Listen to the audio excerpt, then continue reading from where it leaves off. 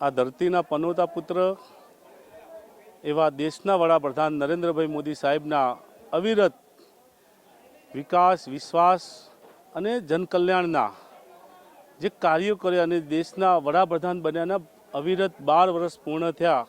આજે સાથે સાથે વિવિધ કાર્યક્રમો પણ આ જિલ્લાની અંદર થઈ રહ્યા છે।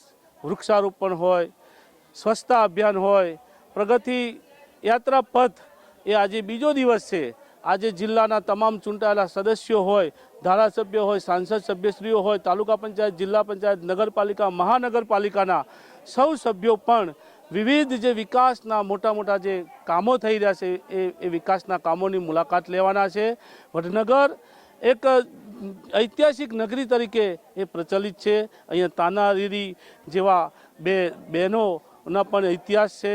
અહીંયા નરેન્દ્રભાઈના કારણે આજે ડેવલપમેન્ટ, વિકાસ એટલો બધો થયો છે કે આજે અહીંયા રેલવે સ્ટેશનનો વિકાસ જોવો છો, L&T જે ઇન્સ્ટિટ્યૂટ જે છે ત્યાં આગળ પણ વિદ્યાર્થીઓને સારું શિક્ષણ મળે છે। પ્રેરણા સ્કૂલ, જે નરેન્દ્રભાઈ મોદી સાહેબ જેમને જે શિક્ષણ લીધું છે ત્યાં પણ પ્રેરણા સ્કૂલની જે આજે એક મોડલ તરીકે ઉપસી આવી છે।